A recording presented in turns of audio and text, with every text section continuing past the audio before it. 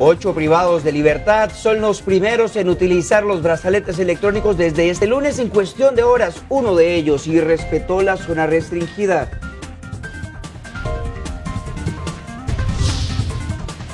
Al menos 3 aves resultan heridas por semana en accidentes contra carros en Dominicalito, en algunos casos por atropello.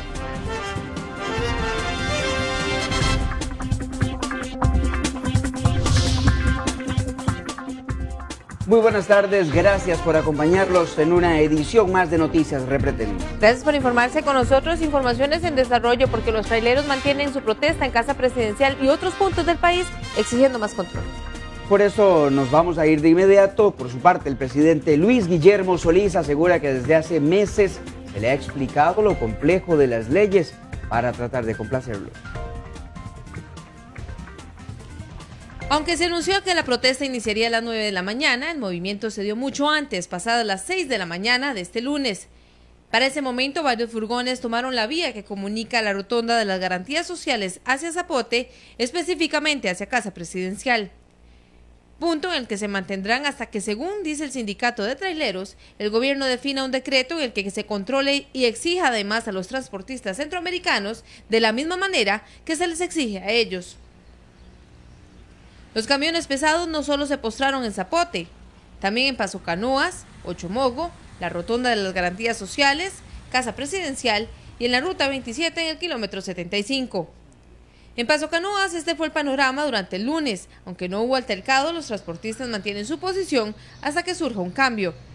Realmente no podemos aguantar más. El gobierno desde el 29 de julio nos prometió una solución a la competencia desleal que están presentando los traileros centroamericanos, en el cual ellos, por los costos de operación que tienen en cada país, más baratos que los de nosotros, en caso del combustible, ellos no van a RITEVE, ellos no necesitan pólizas, a ellos nadie los rige. Sí.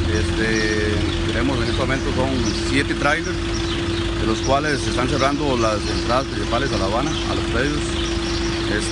No tenemos los conductores en el lugar. No podemos actuar de momento, estamos al margen, estamos esperando a ver qué medidas se toman con el teniente Valverde de la Fuerza Pública. Por su parte, el presidente de la República, Luis Guillermo Solís, insiste en que la protesta o el bloqueo no es la forma de conseguir un avance. En la Casa Presidencial se le ha dado seguimiento a las demandas de estos grupos desde hace ya muchísimos meses.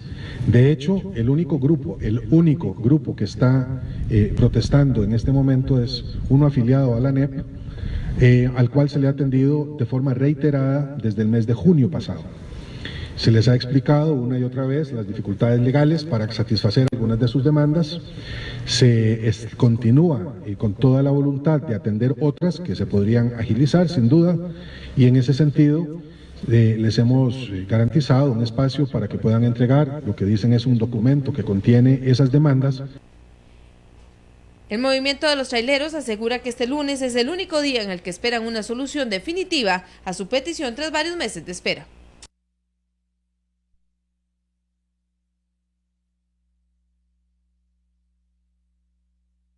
Para ampliar más sobre este tema tenemos información en vivo desde Casa Presidencial en Zapote. Con Alan Arroyo vamos de inmediato con el detalle. Muy buenas tardes, Alan. Muy buenas tardes, Karina, Juan Diego y también a los televidentes de Noticias Repretel. La protesta se mantiene acá en las cercanías de Casa Presidencial sobre la ruta de circunvalación bajo estrictas medidas de seguridad, como lo vemos en imágenes. Así se ha mantenido el operativo tanto de la Fuerza Pública como también de la Policía de Tránsito desde antes de las 6 de la mañana, aspecto que ha molestado a los traileros que se mantienen en esta protesta y que durante la mañana, principalmente cerca de las 8 de la mañana, generó discusiones bastante fuertes, acaloradas entre oficiales y también los traileros, principalmente cuando la Policía de Tránsito llegó al sitio y confeccionó unas 7 multas de 52.000 colones a los conductores por estar estacionados en vía pública. Luego se logró llegar a un acuerdo, se dejó por un momento ese operativo a la espera de que en próximas horas se pueda dar algún tipo de acercamiento entre este grupo de transportistas y también los dirigentes de Casa Presidencial que han estado monitoreando constantemente el desarrollo de esta manifestación, que se ha desarrollado, reiteramos, de forma pacífica, más allá de algunas discusiones que no pasaron a más, y también sin bloqueos, al menos acá en la zona de Zapote. Escuchamos a Jimmy Salazar de la Policía de Tránsito sobre el operativo que se mantiene en este punto desde antes de las 6 de la mañana. Se mantiene una breve espera a que las negociaciones de casa presidencial se den, y dependiendo se procede o se levanta ya lo que es el movimiento. ¿Cuántos conductores fueron multados aproximadamente? De momento llevamos 7 conductores multados. Son parte de las declaraciones que nos ha dado la Policía de Tránsito. La molestia de los traileros radica, como lo hemos escuchado también, compañeros, en que se les está quitando trabajo para darle trabajo a algunos transportistas de Centroamérica, y esto, por supuesto, ellos lo consideran como una competencia desleal. Más adelante, compañeros, tendremos más testimonios de los traileros que están protestando acá en las cercanías de Zapote. Desde Casa Presidencial, un reporte de Alan Arroyo, Noticias REPRETEL. Buenas tardes, Alan. Seguiremos con esta información más adelante. Y 5 sujetos quedaron detenidos este lunes en La Uruca tras encontrar un arma y también un fusil de asalto en uno de los carros en que viajaban. De los 3 vehículos involucrados, uno permanece en fuga. La policía los interceptó la mañana de este lunes. Uno de los vehículos involucrados estaba en el parqueo de un hotel en La Uruca. Ahí encontraron un fusil de asalto y un arma. El otro automóvil era en el que presuntamente los sujetos iban a huir. De inmediato la unidad policial se desplaza al sitio, logra ubicar a este vehículo sospechoso, sin embargo no se encontraba en ese momento con ocupantes. A través de los vidrios los oficiales de policía logran observar en su parte trasera lo que es en apariencia un fusil de asalto y en parte delantera un arma de fuego entre el asiento y la palanca de cambios, por lo que coordinamos con el organismo de investigación judicial para lo correspondiente. La acción policial dejó 5 detenidos, mientras que otro vehículo involucrado permanece en fuga.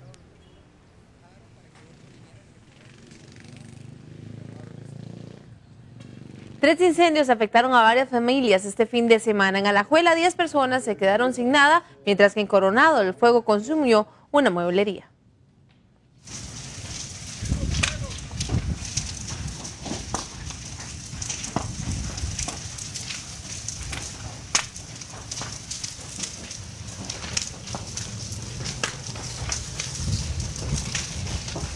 Así quedó reducido a cenizas el esfuerzo de 25 años de una familia en Coronado. Ellos creen que el incendio lo provocaron. Nos asomamos por la ventana y nos encontramos que está, el incendio aquí en el taller. Y lo que atinamos, yo le digo a mi esposa que llame al 911, llamamos, salimos, pero ya no podíamos hacer nada porque ya era un incendio totalmente grande. Las pérdidas son millonarias y la ebanistería mueblería no contaba con pólizas ni seguros. Además de los 540 metros cuadrados de construcción, 2 vehículos también fueron consumidos por las llamas. Otro incendio destruyó 2 casas en su totalidad y 3 de forma parcial en el centro de la localidad de Canoas de Alajuela. La emergencia dejó sin nada a 10 personas y afectó a otras 15. Recién levantada, mi esposo venía de trabajar, entonces estaba haciendo el desayuno, él ya fue a acostarse porque, como le repito, él venía de trabajar. Fue que entré al cuarto, entonces yo escuché cuando queman basura o queman un lote baldío, cuando yo volví a ver, el techo de nosotros ya estaba encendido. Si no encuentro un hidrante, tendría que ir a tomarle una foto allá en Alajuela, un hidrante, para venir a ponerlo aquí. Y lo peor de todo es que no lo encuentro a uno y todos los meses en el recibo del agua viene cobrado el hidrante. ¿Y a dónde está el hidrante aquí? 2 personas requirieron atención médica y los bomberos lograron evitar que el fuego se extendiera a otras viviendas. A la hora que llegamos tenemos fuego activo en una vivienda con exposición a 5 más. Bajamos líneas de manos para hacer un ataque rápido al incendio. Ok, el total de lo consumido aproximadamente. Tenemos un aproximado de unos 300 metros cuadrados en todo lo que se quemó y afectado a las estructuras. En Carrillos Bajos de Poás, otro incendio consumió una casa en su totalidad. Los bomberos atienden hasta 33 ataques de abejas por día. Y la mayoría de estos casos se dan en los pueblos alejados a nuestra capital.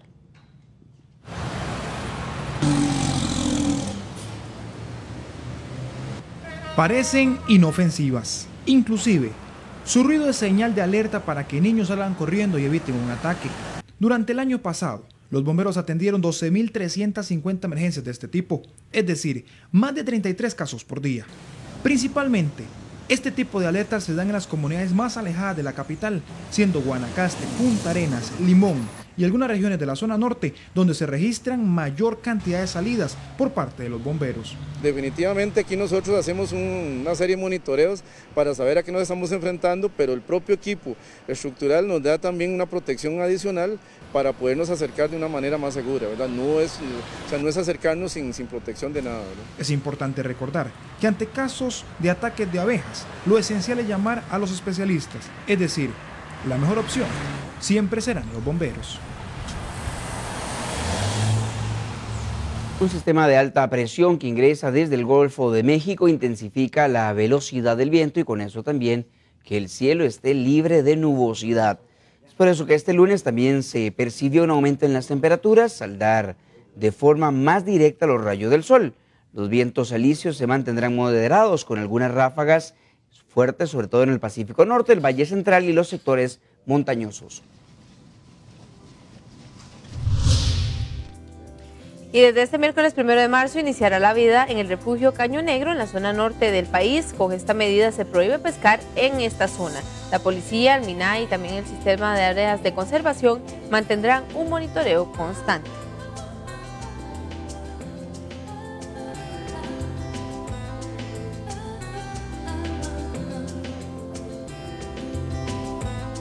Y una no muy buena noticia para los asegurados, el salón de emergencia del Hospital Calderón Guardia volvió a colapsar.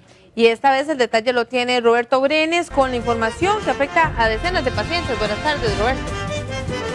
Hola, ¿qué tal? Muy buenas tardes. Nosotros les saludamos justo desde la entrada del servicio de emergencias del Hospital Calderón Guardia, precisamente para informarles que este servicio se encuentra saturado. Según el propio jefe de esta unidad médica, hoy están trabajando a un 120% de su capacidad. Lo que pasó es que este fin de semana recibieron a muchos pacientes y esa fue la principal razón que provocó que iniciaran la semana completamente saturados. Él comentaba fuera de cámaras que por día están atendiendo un promedio de 30 pacientes en estado crítico, en estado grave, pero solo tienen 4 salas de shock. Eso hace que, pues bueno, la atención sea un poquito más complicado. Precisamente vamos a verlo para que él mismo nos dé el estado de situación actualmente en el servicio de emergencias del Hospital Calderón Guardia. Los servicios de emergencias y en particular el nuestro dependen de 2 cosas, básicamente de la cantidad de gente que llega, que como todos sabemos, accidentes de tránsito, violencia social de todo tipo, heridos, baleados, apuñalados, etcétera, se incrementan por circunstancias que son azarosas. Entonces todo eso, además de las enfermedades médicas como los infartos, vienen, por así decirlo, en oleadas. Eso sumado a que el hospital se encuentra al 100% de su capacidad, repercute en lo que estábamos hablando antes, que son picos, oleadas en la saturación, en la capacidad del servicio. Bueno, lo que él recomienda es que si usted tiene una emergencia grave que no compromete su salud, lo mejor es que primero vaya a la clínica o bien el área de salud más cercana donde a usted le corresponde. Actualmente se están concentrando principalmente en la atención de pacientes graves a raíz de la saturación que experimenta hoy el servicio de emergencias del Hospital Calderón Guardia. Es la información que tenemos desde este centro médico, el reporte de Roberto Brenes para Noticias. Más noticias que trae para nosotros. Y tenemos información que tenemos cobertura en vivo de diferentes puntos, pues es un lunes bastante informativo. Lo ven en imágenes, tenemos información en vivo desde 3 puntos diferentes y nos vamos a ir de inmediato con Alan Arroyo, quien está en Casa Presidencial y esta protesta de traileros. Alan, buenas tardes, adelante.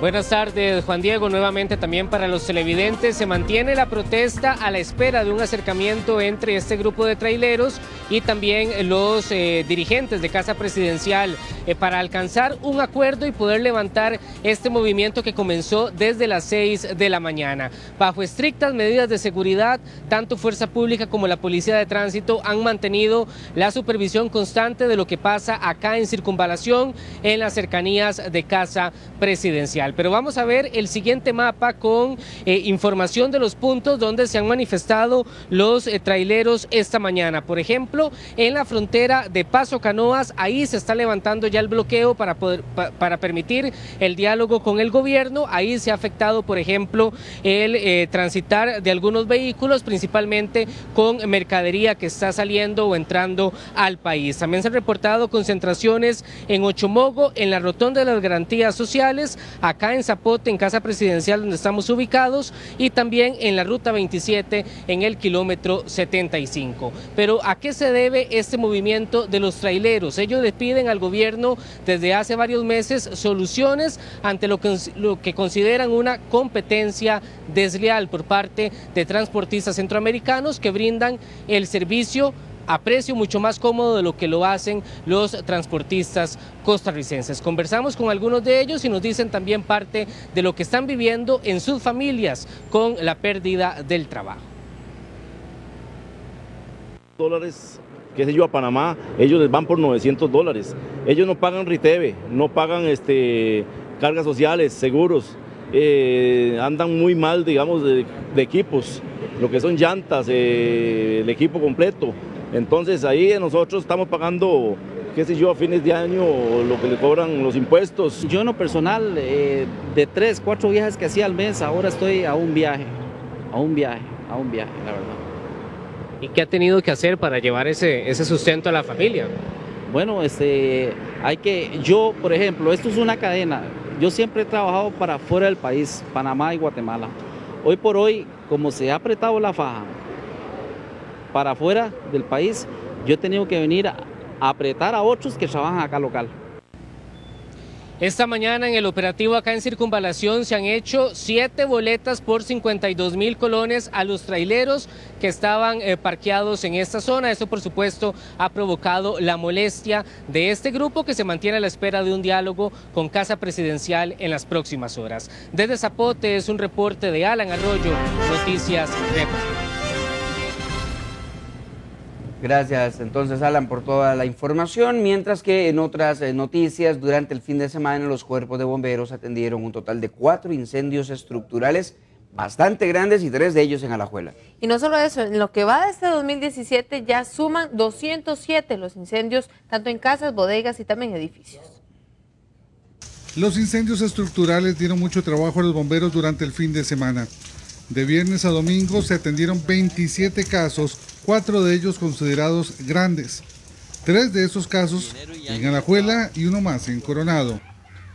En Canoas de Alajuela, una quema de desechos se salió de control y destruyó 2 casas. Nosotros teníamos acá una pared donde estaba una pantalla recostada allá, las camas de este lado. En lo que íbamos a zafar la pantalla se vino inmediatamente, o sea, fue en cocinas de 10 segundos y la casa se encendió totalmente toda, aparte que era de madera, ¿verdad? Y se vino totalmente toda. ¿Cómo hicieron para salir? Pues no fue levantarnos y salir, porque estábamos durmiendo, irnos, porque no nos quedó más opción que eso. Ya le digo, ni el pobre perro que teníamos lo pudimos salvar tan siquiera. El fuego fue alrededor de las 7:30 de la mañana. Justo nos preparábamos cuando íbamos a trabajar, porque nosotros somos comerciantes aquí en Alajuela. Y en eso mi papá llegó corriendo a mi casa, porque yo vivo a unos metros de donde sucedió el percance. Y sí, fueron cuestiones de minutos. Llegamos a la casa y las llamas ya cubrían aquí todo el terreno atrás. Y fueron momentos de angustia, no se pudo rescatar nada. Los niños de los vecinos afectados con todo, perdieron los útiles, las cosas de los niños, de ellos. Un caso similar se dio en Carrillos Bajos de Alajuela, donde una quema de basura acabó con una vivienda. Para bomberos es preocupante el incremento de incendios en todas las áreas, a falta de 2 meses considerados como los más fuertes. Destacar que en los últimos 8 días Hemos tenido ya 27 incendios estructurales de los 205 que llevamos este año, una cantidad muy importante, y el factor común pues sigue siendo el descuido, ¿verdad? Problemas de sistemas eléctricos, uso de velas, trabajos de soldadura, quemas de basura, etcétera. También pues destaca la cantidad de charrales que llevamos, ya sumamos más de 3.000 en tan solo pues primeros 2 meses. Prevención y sobre todo verificar que el entorno de su casa o comercio estén libres de malezas para evitar daños por quemas. También recuerde que se avecinan los meses de marzo y abril, donde la incidencia de incendios aumenta. Un santuario animal que se ubica en el Pacífico Central se ha convertido en la esperanza para decenas de animales maltratados. Hasta allá nos vamos de inmediato con Anja Brenes, quien tiene todos los detalles desde Dominicalito. Anja, buenas tardes, adelante.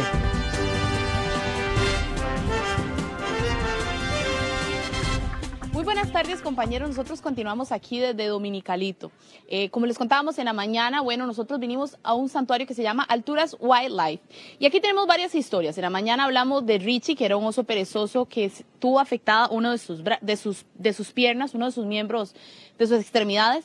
Y ahorita les vamos a comentar sobre un gavilán y una lora que sufrieron un accidente. Podríamos decir que contra un carro chocaron y lamentablemente ellos no van a poder volver a su hábitat natural. Para contarnos sobre eso, aquí está la doctora Laura Berenguer. Buenas tardes, Anja. Buenas tardes. Tal vez si usted nos comenta, estas dos aves son algunas de las problemáticas que existe aquí la mayoría de las veces, ¿verdad? Sufren mucho las aves en esta carretera. Sí, las aves sin lugar a dudas son las principales víctimas de los autos aquí, ya que sea bien por caza. La gente tira mucha basura a los lados de la carretera, eso atrae roedores y las rapaces se tiran a depredar estos roedores y son golpeados por carros. Luego muchas otras aves se alimentan de los insectos durante la noche que va delante de las luces del auto. Entonces pues se llevan los golpes y luego tenemos otras aves que en parte del cortejo están en zonas despejadas, entonces suelen poner los árboles al lado de las carreteras, entonces cuando van a hacer los vuelos para el cortejo se golpean con carros. En el caso de este gavilán y esta lora, ¿qué fue lo que le sucedió y qué es lo que están ahora tratándolas ustedes? Pues el gavilán fue golpeado en un camino de tierra. Fue encontrado por un señor que, bueno, con toda su buena intención, lo tuvo en su casa 2-3 días limpiándole la herida y tal. Lo que pasa es que tenía una fractura abierta en el ala con el hueso expuesto. De hecho, perdió un cacho de hueso. Si hubiera sido una lesión reciente, podemos haber intentado limpiar y luego hubiéramos puesto pins, que son trozos de metal, dentro del hueso para intentar mantener ese ala, pero al ser una fractura llevaba 3 días sucia, estaba ya infectada y no había riesgo de recuperación, entonces tuvimos que amputarle por el codo también a este animal. Él no va a poder volver al hábitat natural. Claro, sin un ala no puede cazar y sería depredado y no podría alimentarse. Okay. ¿Y en el caso de la lora? En el caso de la lora fue encontrada también un camino de tierra en Tinamaste y este animal fue golpeado por su lado izquierdo, así viniendo hacia la cara, entonces se llevó todo el impacto en la cabeza. Se le reventaron los tímpanos, este animal va a estar sordo. Esa es una problemática también a la hora de liberación, ya que este animal no va a poder comunicarse con su bandada, ya que lo hacen todo por oído y por vocal. Luego el ojo izquierdo también fue traumatizado, que es probable que no recupere la visión de ese ojo, creo que tiene un desprendimiento de retina. Y luego se fracturó un hueso que viene desde el pecho, desde la pechuga hasta el hombro, que es un hueso interno. Entonces está ahora mismo con un vendaje, que es el protocolo para que esos curen 3 semanas y luego tendrá que empezar rehabilitación para poder volver a usar ese ala. El problema es que es una fractura muy complicada, muchas veces se retrae y el animal no consigue volver a volar. Perfecto. Compañeros, y es que en esta zona la problemática es que de 1 a 3 animales son encontrados diariamente en la costanera o en las calles aledañas. Vamos a escuchar lo que nos comentaban los ciudadanos de la zona. Bueno, yo me bajaría a ver qué puedo hacer por él y busco un lugar donde se hagan cargo de él. Le brindaríamos toda la ayuda porque la naturaleza, ¿verdad?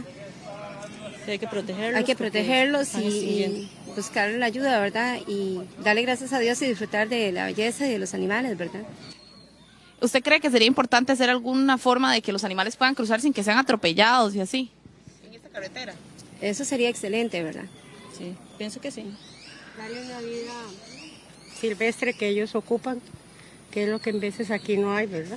Y protegerlos y porque... de ellos.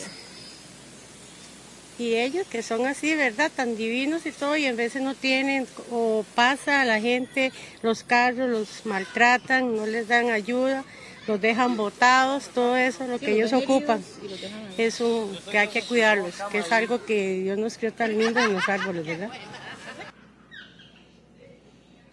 Compañeros, sí es que hay otra problemática, pero sin embargo, les vamos a comentar. El año pasado, luego del huracán Otto, hubo un ave que llegó aquí y la doctora nos va a comentar ese caso que es muy característico y fue atendido aquí. Es un águila, ¿verdad? Usted nos comentaba. Sí, es una especie de águila pescadora que se encuentra en Estados Unidos.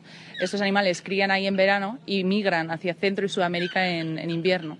Entonces, este animal lo encontramos con una anilla puesta que te venía con una página web y un código, y nos metimos y pudimos tener todos los datos inmediatamente de este animal. Sabíamos que es su primer año de migración, que fue anillado en el nido en junio. Entonces, este era su primer vuelo. Y el animal, pues entre ser primerizo, que viajan por instinto, pero aún así le pillan los fuertes vientos por el huracán Otto y las tormentas después, y entonces el animal no pudo alimentarse, cayó al suelo, no se tenía nada fracturado, pero estaba tan débil ya y por no comer se fue consumiendo y se encontró el animal ya atrofiado. Perfecto. Así es, compañeros, pues esta es alguna de las historias que podemos ver aquí en Alturas Wildlife Sanctuary. Ellos rescatan, rehabilitan y luego intentan que los animales vuelvan a su hábitat natural. Esto es un informe de Anja Brenes desde Dominicalito para Noticias Repretel. Gracias, Anja, y muy buenas tardes. En otras informaciones, Acueductos y Alcantarillados informó que este lunes se mantienen 27,000 clientes con racionamientos de agua a causa de la entrada de la época seca. El AIA aseguró que la inclusión de un nuevo pozo en la Valencia de Heredia permitió evitar que el número de usuarios creciera. Los racionamientos del recurso se hacen entre 4 y 6 horas en algunos sectores como Escazú, Alajuelita y las partes más altas de San José. Tome en cuenta que en los próximos 3 días la Compañía Nacional de Fuerza y Luz hará algunos cortes del servicio eléctrico por trabajos de mantenimiento en sectores de San José y Heredia. Por ejemplo, el martes los trabajos serán en San Miguel de Santo Domingo, en Desamparados, mientras que el miércoles será en La Uruca y por último el jueves en Matarredonda. Los trabajos se van a realizar entre las 8 de la mañana y las 4 de la tarde. Muy molesto está uno de los cruzrojistas a quien un paciente le robó sus pertenencias mientras lo trasladaba hasta el Hospital México. El sujeto fue pasado por flagrancia, es decir, por este tipo de tribunal, y cuenta además con antecedentes por ser reincidente en este mismo delito. En sus 18 años de trabajar con la Cruz Roja, Roberto Durán nunca había vivido una experiencia como esta. Un paciente atendido por él y otro compañero resultó ser un amigo de lo ajeno, y en medio de varias emergencias se las ingenió para apoderarse de varias de sus pertenencias. Y cuando yo llego a la ambulancia, yo veo que él se zafó el cinturón y está revisando unas cosas, pertenencias nuestras, ¿verdad? Y de la ambulancia. Le digo a los compañeros que nos diga, que se fijen a ver si le falta algo. De momento vemos que no falta nada. Continuamos hacia el Hospital México, ya que la persona que se atropelló inicialmente, que estamos atendiendo, no quiso ser trasladada. Y vemos que él va bastante inquieto, incómodo en la ambulancia, como acomodándose algo. Cuando llegamos al Hospital México vemos que él se levanta del asiento y ya vemos pertenencias propiamente mías, ¿verdad? Lamentablemente estos casos van en aumento y los delincuentes poco les importa que una persona quien ayuda a otra le cuesta mucho tener algunos artículos que no son para nada un lujo.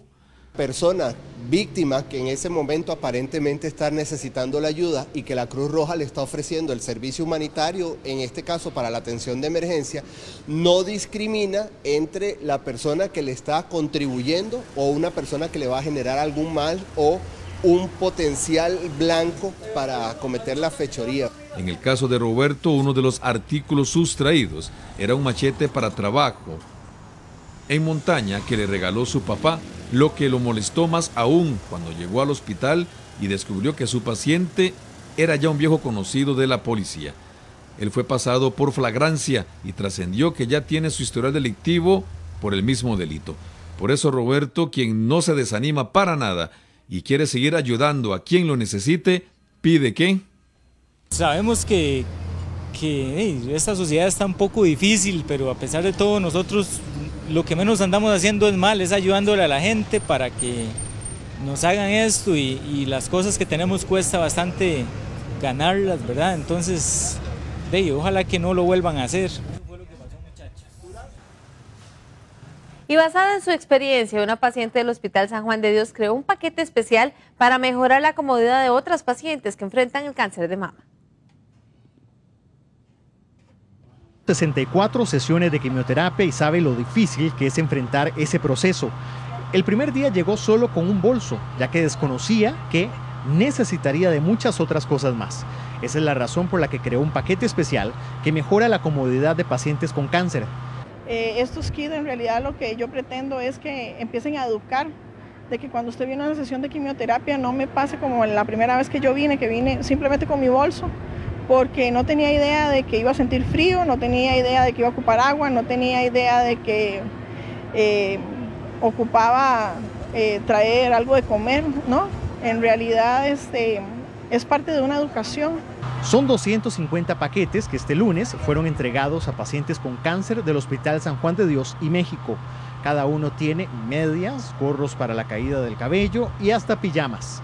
Muchas vienen por primera vez y desconocen todo el proceso, entonces alguien con experiencia les dice que van a necesitar tomar mucho líquido, por lo cual necesitan una botellita, tienen una canasta donde pueden, o un bolsito donde pueden, ya lo que viene ahí está establecido que lo van a ocupar y además ahí pueden cargar alguna merienda, algún libro, algo para entretenerse durante el periodo que va a estar en quimioterapia.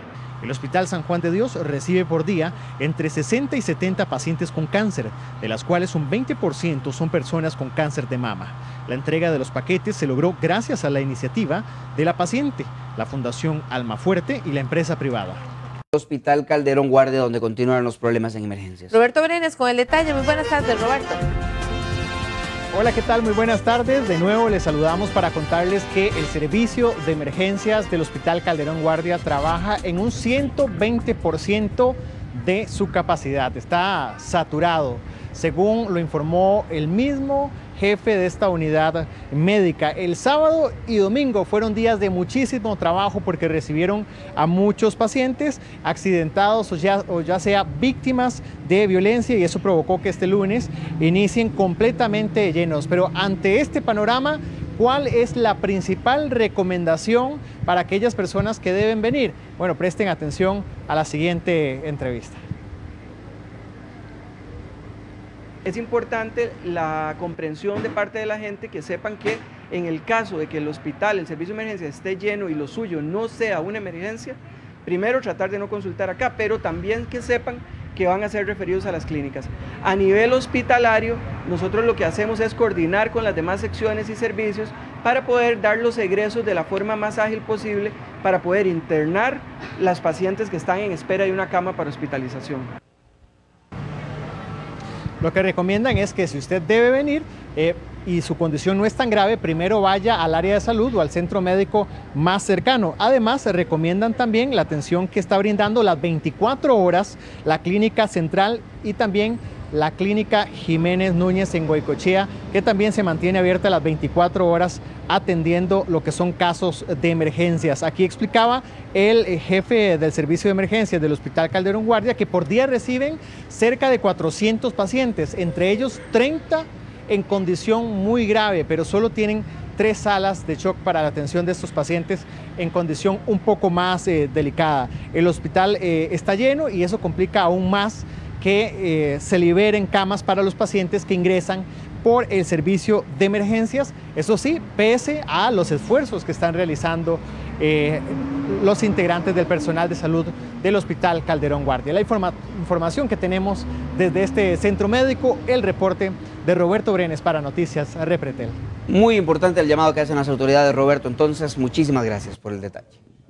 En otras informaciones, la Dirección de Tránsito respalda el accionar de 2 oficiales quienes siguieron hasta un local comercial a un joven para decomisarle una patineta. Aseguran que la acción que tomaron estos oficiales está amparado incluso en la ley que prohíbe su uso en vías públicas. Usted está en su derecho. Yo lo estoy grabando, ¿me entienden?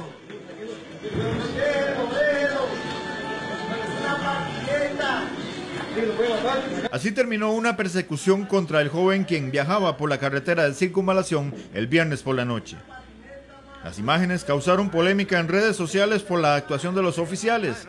Sin embargo, según la ley, estuvo correcta. El artículo 1 nos faculta en este caso. El artículo 1 nos habla de que es un establecimiento para uso público Entonces, somos parte y lo hemos visto no solamente en acciones de tránsito, lo hemos visto en acciones inclusive donde oficiales de OIJ han tenido que actuar dentro inclusive de este mismo centro comercial o de este local comercial, precisamente por eso, porque somos autoridades para el bien y al servicio de la ciudadanía. Eso sí, se investiga si hubo abuso de autoridad. La ley de tránsito establece en su artículo 124 la prohibición de transitar por las vías en patineta, patines y bicicletas, entre otros. La multa para recuperar el objeto es de 20.000 colones. ¿Pero qué pasa si el involucrado es menor de edad? Si fuera menor de edad, tendría que hacerse de acompañar por parte de un tutor o algún responsable, en este caso padre de familia, para que haga las vueltas correspondientes y sea esa persona quien se encargue de hacer el retiro correspondiente. El año anterior se dio este otro caso. Este ocurrió en la ruta 27. También el año anterior en Goicoechea una joven falleció al ser atropellada mientras usaba una patineta. ¿Qué pasa en estos casos? Sería una información, simplemente un atropello a una persona que circula en este tipo de vehículos, lo cual se enviaría al juzgado correspondiente o a la fiscalía correspondiente para que ya se encarguen las partes judiciales el tema del fiscal o juez. Al año los oficiales decomisan un promedio de 20 patines y patinetas.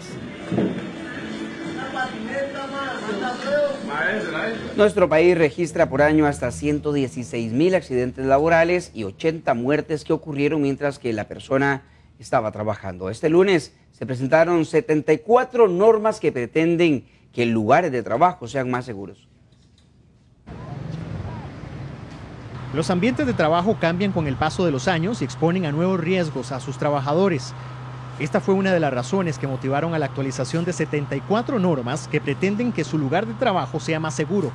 No se actualizaban desde 1990, pese a que los ambientes laborales cambian a ritmo de las nuevas tecnologías.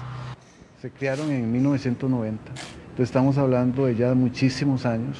Muchas de esas normas, por no decir que todas, ya no estaban actualizadas, no estaban cumpliendo con los nuevos requerimientos del mercado. Las nuevas exigencias, entonces lo que nos hemos dado a la tarea es precisamente ponernos a tono, ¿verdad? Con un mundo muy diferente al mundo que nosotros teníamos ya en 1990. Bueno, en forma sencilla le podemos explicar a los trabajadores que estas normas lo que consisten es establecer requerimientos mínimos que si los cumplimos, ellos están seguros de que su puesto de trabajo es seguro y confortable. Las normas son de acatamiento voluntario, lo que pretenden es reducir la cantidad de accidentes laborales. El costo del paquete de normas tiene un valor de más de 1 millón de colones, pero confían que esto no sea impedimento para que lo adquieran las empresas. Estas normas son al final un acuerdo donde van muchos profesionales, gente de empresas, del sector laboral. Entonces, cuando el Consejo de Salud Ocupacional emita un reglamento, nosotros vamos a incluir algunas de estas normas dentro de esos reglamentos, entonces se convertirían en de acatamiento obligatorio, ¿verdad? Algunas son voluntarias y otras pasarán a ser obligatorias porque las consideramos necesarias para proteger la salud de los trabajadores. Por año se registran hasta 116.000 accidentes laborales que dejan hasta 80 víctimas mortales. El accidente en el trabajo es motivo de más de 2 millones de días de incapacidad por año en nuestro país. En los trabajos de construcción, agricultura y servicios públicos son las áreas donde más se presentan. Acelerar este trámite. La aplicación permite que los interesados con recibir un bono de vivienda conozcan la probabilidad de calificar para la ayuda social. En el sistema deberán ingresar los miembros del núcleo familiar, los salarios y otros datos generales necesarios para la aplicación, que al final agiliza el trámite en la ventanilla. Y les arroja un resultado final o una ficha de familia en la que ya ellos tienen primero la facilidad de tener sistematizada su información para ir a la ventanilla y segundo un resultado del tipo de bono al que podrían calificar y un aproximado del monto. Don Héctor celebra la medida porque según él este cambio facilitará el proceso para conseguir su casa. Es parte de la tecnología, este país aparte de que es muy burócrata, pero tenemos que vivir en eso. Es muy importante que las personas puedan tramitar porque hay muchas veces que por el trabajo, por una cosa u otra, no tenemos tiempo de ir personalmente. Las familias de escasos recursos beneficiadas con el bono de vivienda deberán tener acceso a un teléfono inteligente para descargar la aplicación y realizar el trámite. Según la SUTEL, el 88% de las familias pobres del país tienen uno. Una vez que ya están en trámite pueden darle seguimiento con su número de cédula o su número de caso. Entonces ya pueden saber en qué oficina exactamente está, qué día entró, qué persona está a cargo. Entonces si algo se detiene, por ejemplo, si empieza a pasar el tiempo y ellos ven que trámite está detenido por alguna razón, pueden llamar a ese punto en el que es el último que ven que quedó su trámite para pues ver qué es lo que está pasando.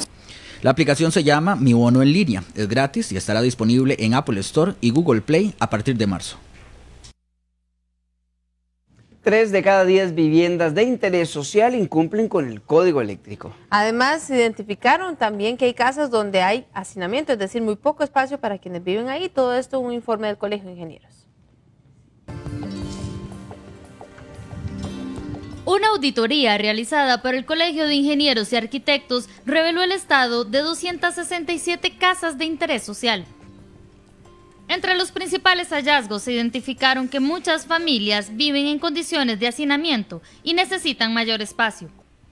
Además, el sistema sanitario de las viviendas cuenta con un cumplimiento promedio del 54%, mientras que 3 de cada 10 casas incumplen con el código eléctrico. En 63 terrenos evaluados se observan taludes colindando con las viviendas y en 15 casos se construyeron muros de retención. También se detectaron fisuras en pisos de 55 casas, correspondiente a la mitad de las que tienen piso lujado. Los datos se desprenden del 9º informe sobre vivienda de interés social, donde se evaluaron casas individuales tramitadas ante el colegio entre agosto del 2012 y agosto del año 2013.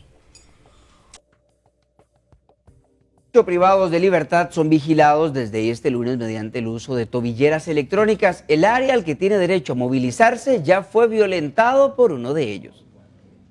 En Heredia hay 6 en San José. Ellos ahora pueden estar en sus barrios, pero no pueden viajar como cualquier ciudadano. ¿A dónde van? Está limitado. Solo puede ir a una distancia establecida por un juez. Ellos son los primeros privados de libertad vigilados mediante el uso de tobilleras electrónicas. Este lunes arrancó oficialmente su uso en el país. Hay que entender que aquí vamos a tener un grupo de gente que va a estar con medida cautelar y también la mayoría probablemente vayan a ser personas con sentencias condenatorias cuya pena es justamente el seguimiento electrónico. Entonces, el ministerio a través de los funcionarios técnicos le dan el abordaje técnico a los sentenciados. Periódicamente están rindiendo informes tanto a los jueces de ejecución como al Instituto de Criminología y a partir de allí se van tomando las decisiones sobre los cambios de modalidad. De los 8, solo una mujer no podrá salir de su casa. Ella descontaba una pena en el Buen Pastor y un juez le otorgó el beneficio. Debido a que trabaja como estilista en su propia casa, el área autorizada se limitó a su vivienda, mientras que a otros se les dio un espacio mayor e incluso lo pueden violar para ir a trabajar. Eso sí, todo se debe estar previamente autorizado por un juez. Porque antes uno pensaba en el arresto domiciliario como una medida cautelar. Probablemente a nivel de opinión pública los casos que más recordamos son los de 2 expresidentes de la República. En ese caso estas personas estaban permanentemente en sus casas. Ahora no, ahora es diferente porque es una sanción y como sanción la idea es que cumpla con un fin resocializador. Entonces el juez, y esto también quedó establecido en el reglamento porque la ley no lo decía, tiene la obligación de fijar cuáles son los espacios para que la persona vaya a trabajar, vaya a estudiar. El proyecto tiene una inversión de 800 millones de colones y se tiene la capacidad para que 270 reos gocen del beneficio. Si un recluso lo daña, deberá pagar el aparato y debe velar por mantenerlo cargado. 1:04, momento de irnos con información en vivo con Roy Solano. Él se encuentra en La Uruca, allí las autoridades encontraron un importante cargamento con armas, varios vehículos. Roy, adelante, buenas tardes. Bueno, Juan Diego, Karina, estamos en estos momentos a la expectativa de lo que va a suceder en este parqueo de un importante hotel ubicado en el sector de La Uruca. Decimos que va a pasar porque desde hace aproximadamente 3 horas el OIJ ya ha estado revisando la escena donde hallaron precisamente un vehículo con varias armas de fuego, una de ellas de calibre AK-47, una subametralladora y también varias armas cortas como una 9 milímetros. Se confirma que hay 5 personas detenidas en estos momentos. Esas personas estarían todavía bajo custodia del OIJ que está en la escena aún recopilando algunas evidencias y también intentando determinar qué hacían estas personas con esta gran cantidad de armas en un lugar público también y a expensas de lo que podría ser inclusive algún tipo de transacción, si podemos decirlo de alguna forma. En estos momentos los agentes judiciales están al fondo, nada más a la espera de recibir la orden para trasladar los equipos. Vamos a ver si mi compañero Rafael Aguilera nos puede ilustrar con algunas imágenes en vivo de lo que está sucediendo en estos momentos. Las autoridades han embalado precisamente las armas, las han detallado, han descrito de qué se trata cada una de ellas y las tienen bajo custodia en estos momentos en uno de los vehículos judiciales, pero también están a la espera nada más del visto bueno por parte de un juez y también ver de qué manera son trasladadas bajo custodia estas armas, ya que sea por los funcionarios del INSE que están aquí ubicados, nada más a la espera de determinar cuál va a ser el destino de estas armas, ya sea los tribunales de justicia en San José o tal vez la armería inclusive que estaría ubicándose también en Coronado. Eso es lo que están determinando en estos momentos, es algo muy importante lo que están evaluando las autoridades judiciales y sobre todo cuál va a ser el destino de las 5 personas detenidas en estos momentos. Vamos a intentar conversar con algunas de las personas que están a cargo precisamente, pero bueno, si no, lo intentaremos también para las ediciones posteriores. Lo cierto del caso es que en estos momentos el OIJ se mantiene en este sector, nada más a la espera del traslado de esas armas y también el procesamiento de las 5 personas detenidas. Compañeros, desde este sector en La Bruca, Roy Solano, Noticias RTT.